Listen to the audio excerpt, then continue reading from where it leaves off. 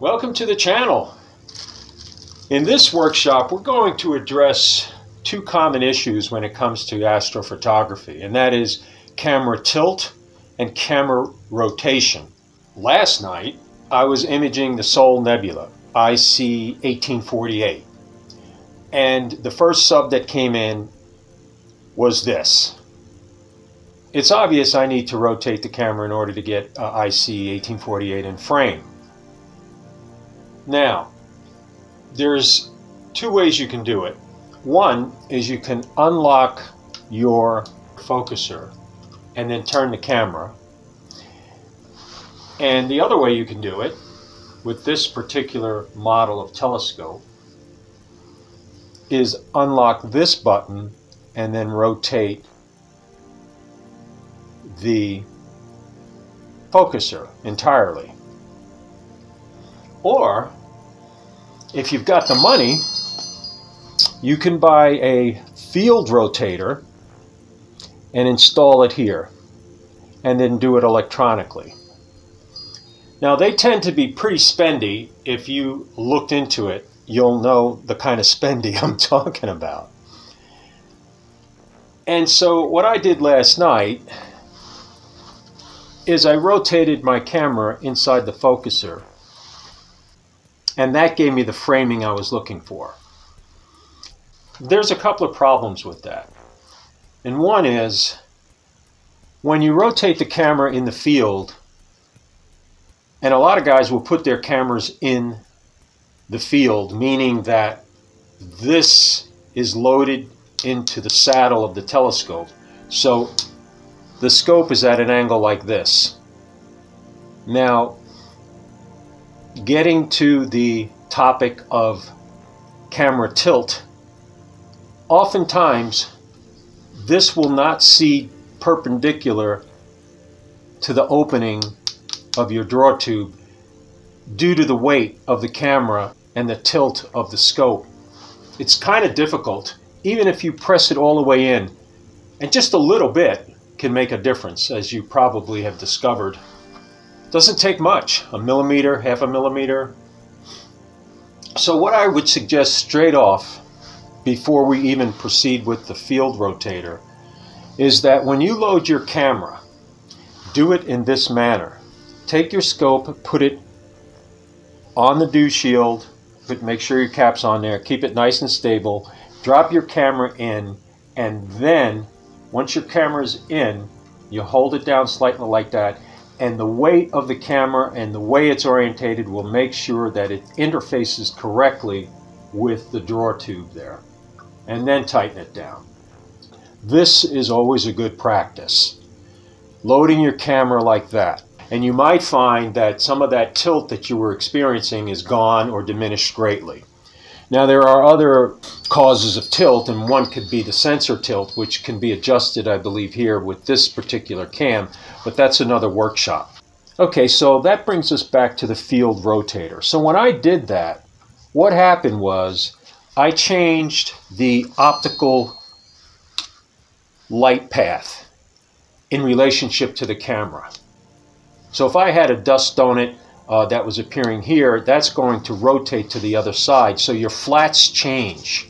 And so that means if you're doing multiple targets in an evening and you decide you need to rotate this camera, now you'll have to shoot those flats before you rotate the camera, because otherwise you run the risk of not having your flats line up because your camera's been rotated within the optical system. So the solution I've come up with is, rather than rotate the camera, why not rotate the OTA? Now, this is done with guys that have Newtonian scopes. They rotate the OTA in order to get into a comfortable position when doing visual work. They sell rotators for those, ring rotators. And there are a couple of do-it-yourself solutions out there. One of the more inexpensive ones is the Wilcox system of do-it-yourself rotator ring. And the system he introduced was using garden edging and cutting off the flat part and using the tubing. I've also seen variations which seemed a little bit more practical by getting flexible PVC waterline and cutting that to length and using that. Either one, it's basically accomplishing the same thing.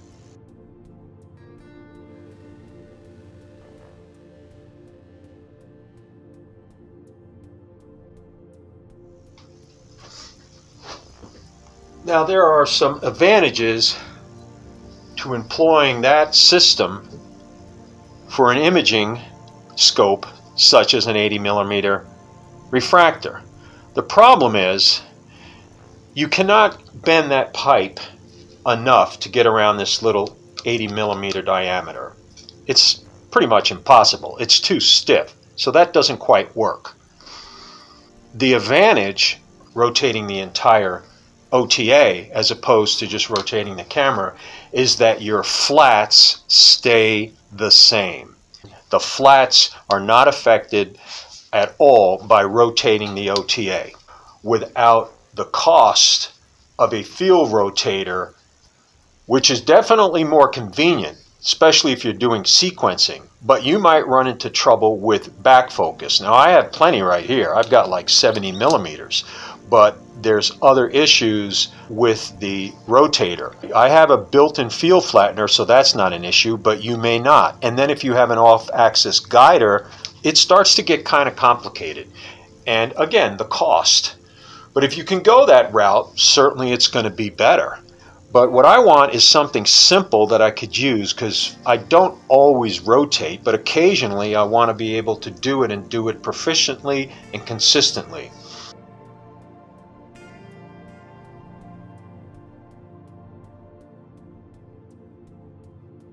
So here you have it, the Dakota field rotating ring. And we have it graduated to 0, 22.5, 45, 67.5, and 90. And it's a simple matter of unloosening your ring clamps, but not all the way. And this will prevent your OTA from sliding past this point while allowing you to rotate it. 22.5, 45, 67, and 90. And that's really cool. And it's nice and slick, it's clean, really inexpensive, and doesn't require a lot of fancy tools to make.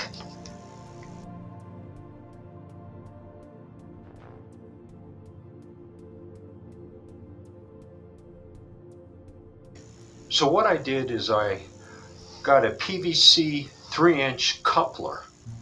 So this is schedule 40, which is the heavy duty PVC pipe, and that's the coupler that fits over it.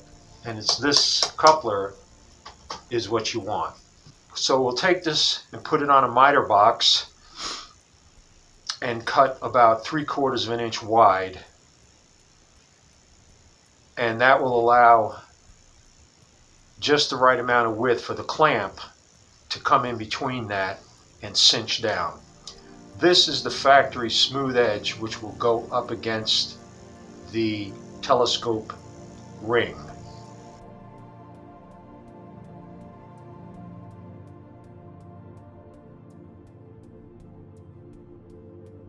Okay, in order to make that safer to cut, I slipped the coupler over a piece of 3-inch PVC in order to give it more stability, because you know it was only that long, and you put that up against a miter box, you're holding on to it like this with the tip of your fingers, and hey, I'll tell you what, you lose your accessories, that's it, you're done. So it's always better to take the extra step to be careful.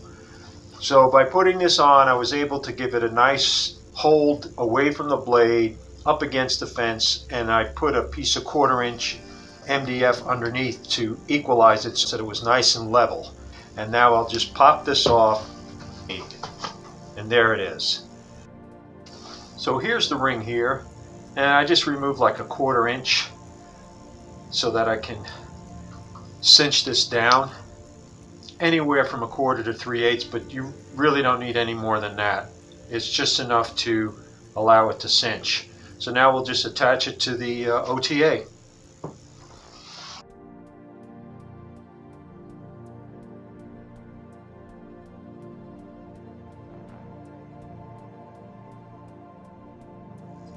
Alright, here's the ring installed, and to get that over the OTA, got a kind of a sample here.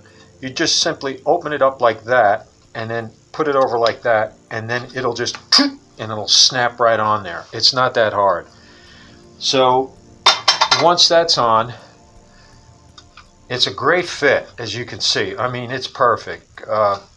The 3-inch coupler is perfect for an 80mm refractor. And now we'll just tighten that clamp up.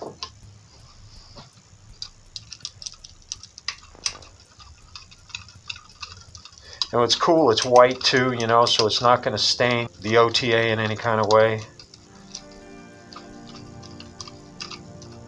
Okay, that's just about right. Now I'll just rotate it to where I need it. Mark it. That'll be next.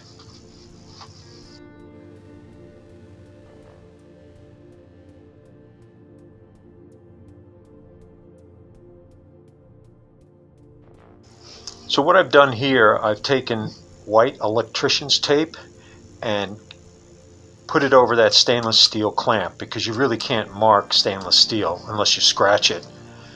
And this is a lot easier. If the calibration gets off, you can always remove it and put a new one on. So I'm starting out with 0, meaning that the chip is parallel to the horizon in a format like that. So I adjust the camera to where I make it parallel to the horizon or to the dovetail bar, and that will be my 0 point.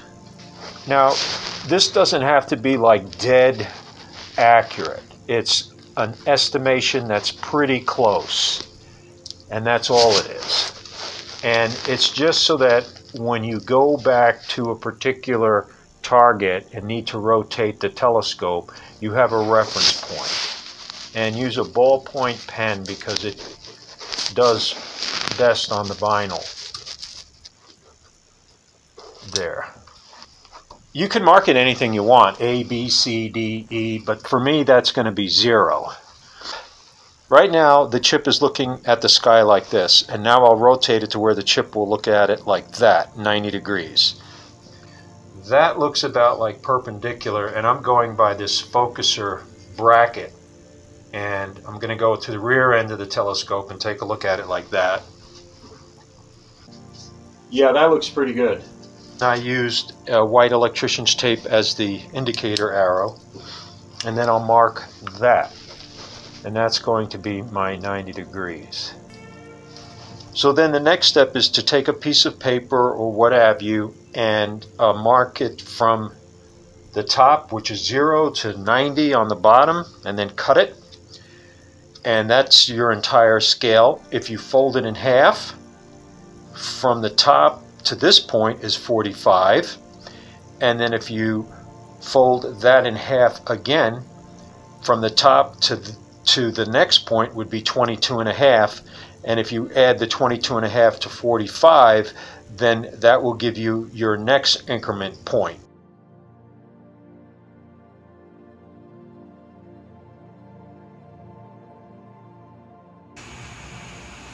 Well, we're in the observatory pod right now, and I'm going to show you how to use the field rotator with Nina. Now, if you haven't tried Nina, I highly recommend it. It's an amazing program that will let you get to bed on time. So this works really well with Nina, because basically you don't need the indicator marks on the ring. You can just use Nina to let her guide you through what you need to do. So let's begin. So I have the camera, the filter wheel, and the mount connected, and here's the rotator. So now Nina has an option where you can use a manual rotator, which is what we're going to do, and here for electronic ASCOM. So I'm going to click on the manual and then connect it. Now there's a couple of settings here we want to pay attention to. In my particular instance, I only have really like a 90-degree range due to the focuser bottoming out on the Los Mandy dovetail plate. But your mileage may vary. You might not have this limitation. There are other options here, full range and 180. So depending on your particular situation, you're going to select one of those. This is an important setting right here, this mechanical range start position. Now that 90 degrees is perpendicular to the horizon. And it's important you get that start position set correctly. So that means my chip, we'll come over to the framing, my chip is laid out like this to the horizon.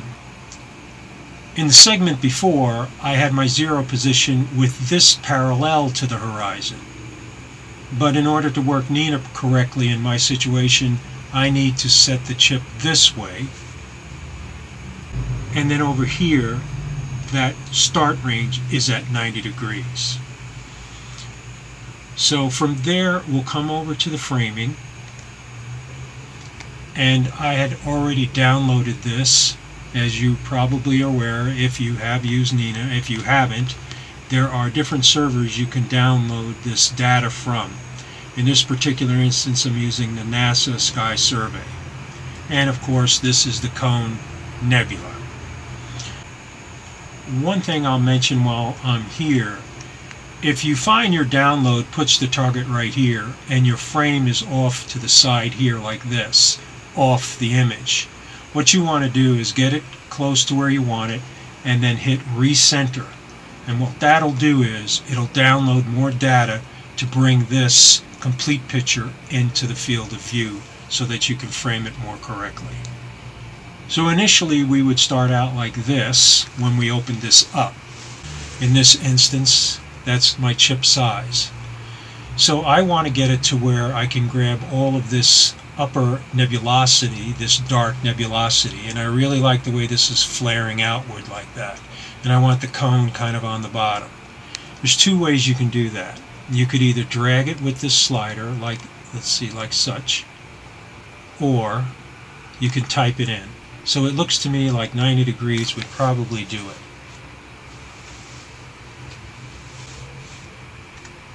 And we'll hit tab, and that turns it to 90 degrees. So I kind of like this just the way it is. It grabs some of this dark nebulosity, puts this a little off center. Looks pretty good to me. Now this may be confusing to you because you're saying, well, it's already at 90 degrees, isn't it? I wouldn't pay that any attention. It can really get confusing. Just make sure your start position over here in the Equipments tab is set correctly. Like I said, perpendicular to the horizon is 90 degrees in my case. And the other thing we want to do, before I forget, is over in Options you want to hit Plate Solving. And right here is your rotation tolerance. Now typically you want this at 1 degree and not below that. If you have an electronic rotator, certainly you can get much better than 1 degree. But by hand, 1 degree is about your limit. I have it set at 4 degrees for this illustration just to get it done quicker. But normally I would have that set at 1 degree. So once you've set that in your plate solving parameter under Options, come back to Framing. Then you'll come over here where it says Slew and Center, and there's a drop-down list. So we're going to hit Slew, Center, and Rotate. Now Nina will go to the target, plate solve it, based on the coordinates it's pulling off that data map, and then it will assist you in rotating your scope so you can get that target dialed in. So we'll let that go along. It's really slick. Back to Nina and the ring rotator. So the target position, it's saying it's at 90 degrees, coincidentally, and my current position is at 3.23 degrees. So I want to rotate this clockwise 86 degrees. Remember, I have my limit set at 90, so it's going to work with me there. So you're going to unloosen the rings on this side, and I've got a little silicone strip here. It makes it a lot easier to rotate this telescope because this surface is pretty slick, so that gives it a nice kind of like a grip without, you know, marring anything. So we're going to rotate it now approximately 86, 87 degrees.